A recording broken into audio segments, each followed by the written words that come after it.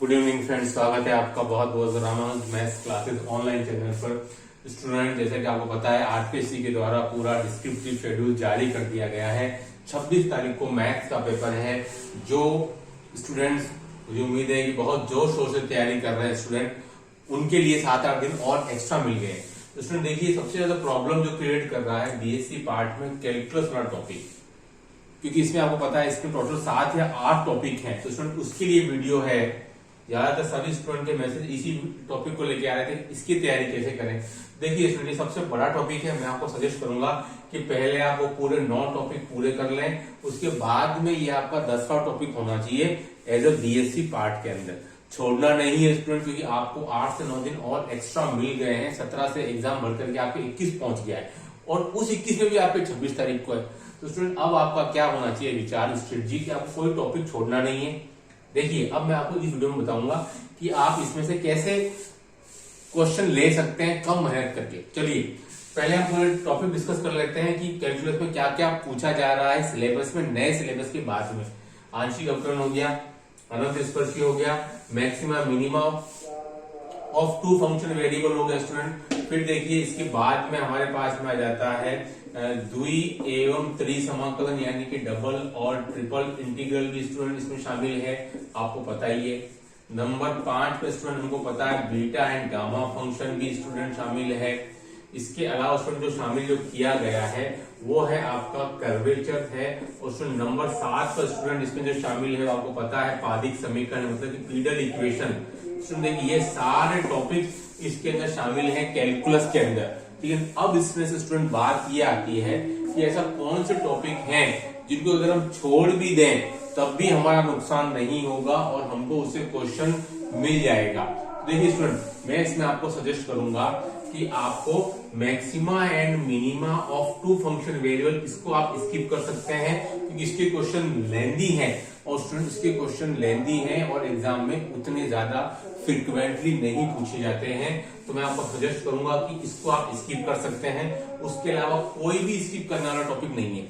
ठीक है, आंशिक अवकलन, अनंत स्पर्शी, द्वि एवं त्रि समाकलन, बीटा गामा फंक्शन, ये curvature, pedal equation, student in सभी से क्वेश्चन आने वाला है, कंफर्म है। ठीक है, अब देखिए डिस्कस करते हैं कि भाई इन टॉपिक से कौन कौन से क्वेश्चन हमारे पूछे जा सकते हैं। चलिए स्टूडेंट, अभी हम बात करते हैं सबसे स्टूडेंट इसमें जो इंपॉर्टेंट टॉपिक है जो आपको बिल्कुल भी नहीं छोड़ने हैं। आंशिक अवकलन एक क्वेश्चन 100% आएगा, अनंत स्पर्शी एक क्वेश्चन 100% आएगा स्टूडेंट। जो नया टॉपिक ऐड किया वक्रता, उससे स्टूडेंट एक क्वेश्चन 100% आएगा। ये 3 से पक्का आने के चांसेस पूरे हैं।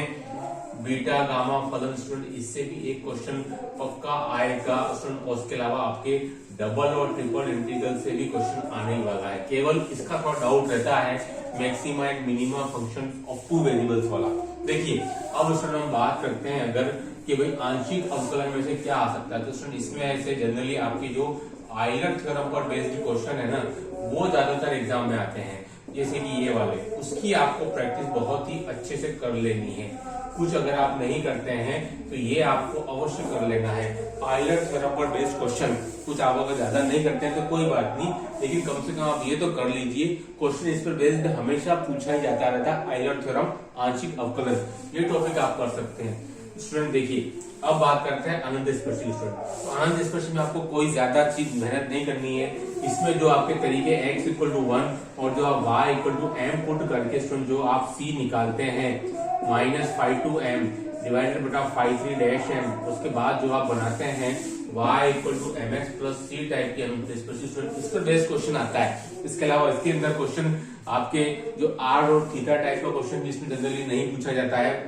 तो अनंत स्पर्शी कम से कम आप केवल जो फर्स्ट टाइप का क्वेश्चन है स्टूडेंट x = 1 और y = m, वो आप जरूर कर लें। तो यहाँ से पूरी उम्मीद है कि एक क्वेश्चन आपको मिलेगा स्टूडेंट। देखिए अब मैं बात करता हूँ आपके लिए, ये टॉपिक को मैं छोड़ रहा हूँ। मैक्सिमा मिनिमा लेंथी क्वेश्चन से फ्रिक्वेंटली आता भी नहीं है स्टूडेंट। नंबर दूसरा देखिए, तीसरा नंबर पर डबल एंड ट्रिपल इंटीग्रल है ना। डबल एंड ट्रिपल इंटीग्रल की अगर हम बात करें स्टूडेंट, तो देखिए स्टूडेंट इसमें जो डबल इंटीग्रल ज्यादा इंपॉर्टेंट है, इस पर बेस्ट क्वेश्चन आता है और कोई बहुत ज्यादा कठिन क्वेश्चन नहीं आता है। आपको ध्यान क्या रखना है स्टूडेंट कि जो अगर dx dy लिखा हुआ है पीछे वाला स्टूडेंट dy, तो स्टूडेंट ये जो लिमिट होगी ना वो आपकी हमेशा x के फंक्शन ऑफ fx रहेगी। इससे आप पता कर सकते हैं कि भाई हमको शुरुआत पहले y की करस्पॉन्डिंग करनी है कि x की करस्पॉन्डिंग करनी है।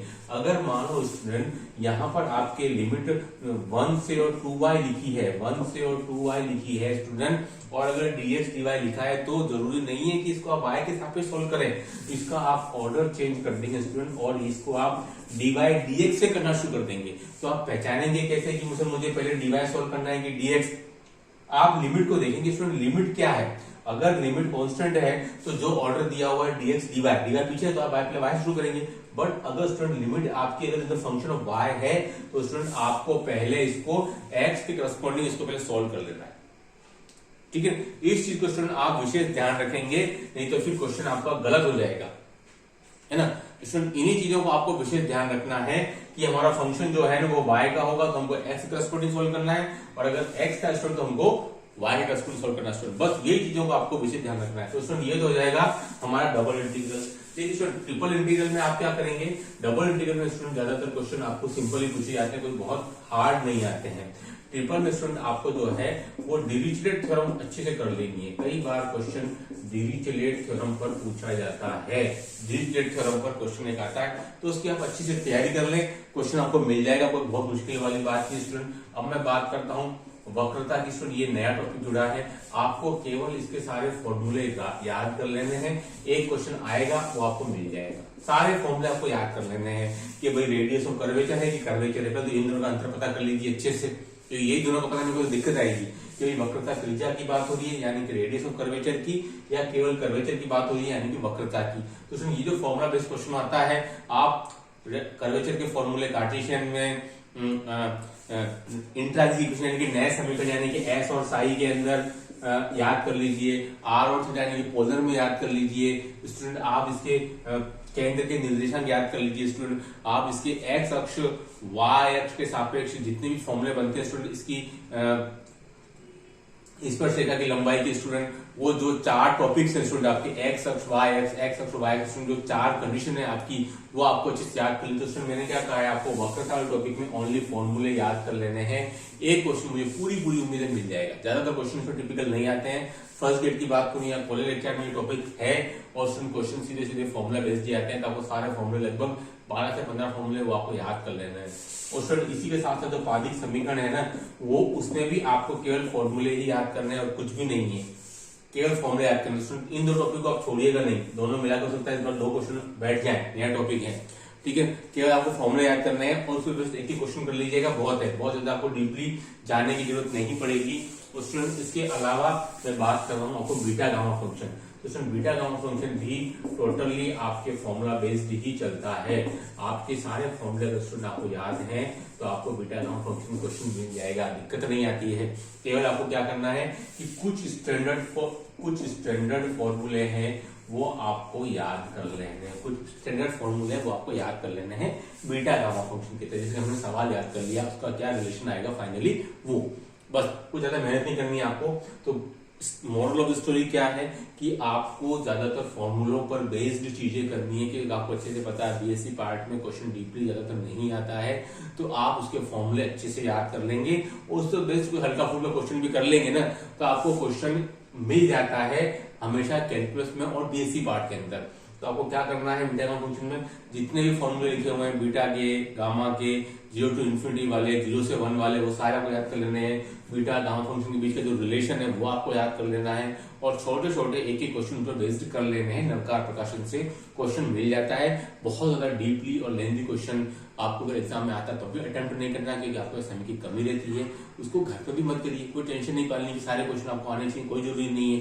केवल आपको इतना हो जाए कि भाई अगर हमारे पास 6 क्वेश्चन आते हैं तो मैं 3 से 4 क्वेश्चन तो ले लूं कम से कम कैलकुलस का। जहां आप इस टॉपिक को छोड़ के जा रहे थे, स्किप करके जा रहे थे, वहां अगर आपको 3 क्वेश्चन भी मिल जाते तो कोई बुराई नहीं है, क्योंकि अभी समय आपके मिल गया 7 से 8 दिन एक्स्ट्रा। तो स्टूडेंट मैंने जो आपको बातें बताई हैं, आंशिक अवकलन, asymptotes, beta gamma function, double table integral, curvature और पीडियाट्रिशियन के बारे में, उनको आप बहुत अच्छे से, जैसे मैंने बताया, अगर आप उतना भी कर लेंगे तो भी मैंने कहा है 6 में से बहुत ज्यादा उम्मीद नहीं रखें, तो भी आपको 4 क्वेश्चन मिलने की संभावना पूरी रहती है।